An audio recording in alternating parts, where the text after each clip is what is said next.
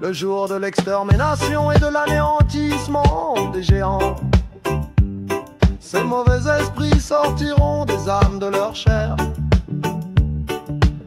Mais le jugement de ces mauvais esprits ne sera prononcé qu'au jour du grand jugement qui s'accomplira à cause des veilleurs et des impies. Matthieu 8, 21.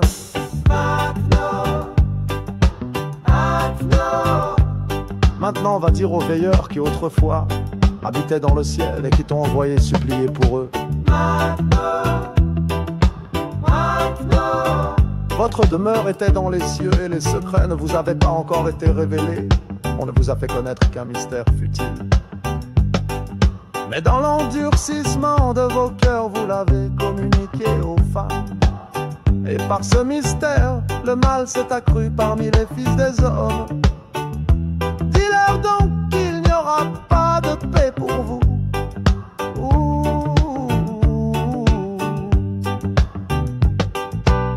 Puis on m'emporte en un lieu où les habitants ressemblent au feu ardent.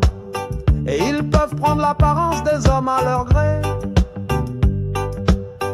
On me conduisit au séjour de la tempête, sur une montagne dont le plus haut sommet touchait le ciel. Je vis aux extrémités l'abîme où sont l'arc de feu, les flèches et leurs carquois, le glaive de feu et tous les éclairs. C'est la demeure des luminaires et du tonnerre. Puis on m'emmena jusqu'à la source de l'eau de vie et jusqu'au couchant du feu. C'est lui qui saisit tous les couchers du soleil.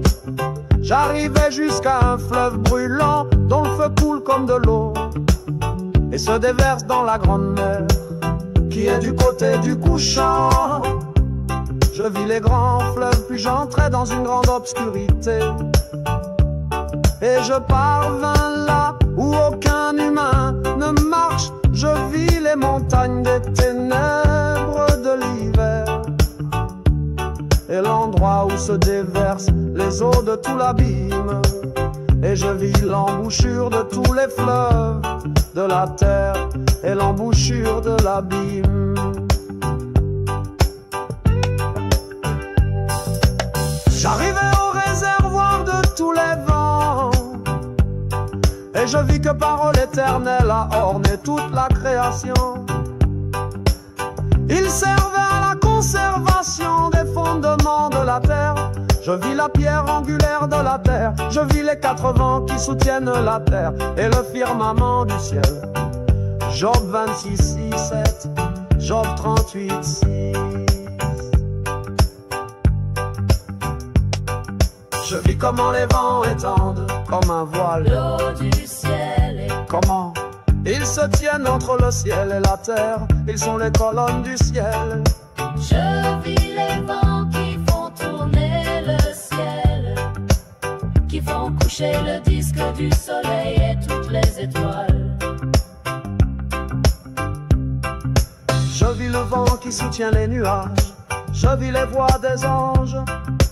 Et aux confins de la terre, je vis le firmament des cieux en haut. Puis au sud, je vis cette montagne de pierres précieuses. 3 du côté de l'Orient et 3 du côté du Midi qui brûlaient jour et nuit parmi celles qui étaient à l'Orient. Une était de pierres multicolores, une de perles et l'autre de pierres de guérison. Et celle qui était au sud était de pierre rouge. Celle du milieu s'élevait jusqu'au ciel comme le trône de Dieu. Elle était en albâtre et le haut du trône en saphir. Puis je vis un feu ardent et derrière ces montagnes, au-delà de la grande terre, je vis là un lieu où se rejoignent les cieux. Je vis un gouffre profond près des colonnes de feu du ciel. Et entre elles il y avait des flammes qui descendaient, et dont la hauteur et la profondeur étaient incommensurables.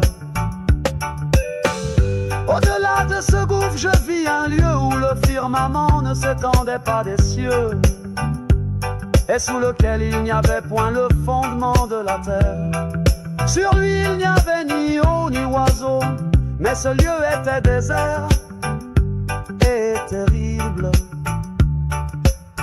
Là je vis cette étoile semblable à de grandes montagnes qui brûlaient, et comme j'interrogeais à leur sujet, l'ange me dit: ce lieu est là où finit le ciel et la terre, c'est la prison des étoiles et des puissances du ciel. Les étoiles qui roulent sur le feu sont celles qui ont transgressé le commandement du Seigneur dès leur lever, car elles ne sont pas venues en leur temps, et il s'est irrité contre elles et les a enchaînées jusqu'au temps de la consommation de leurs péchés dans l'année mystère.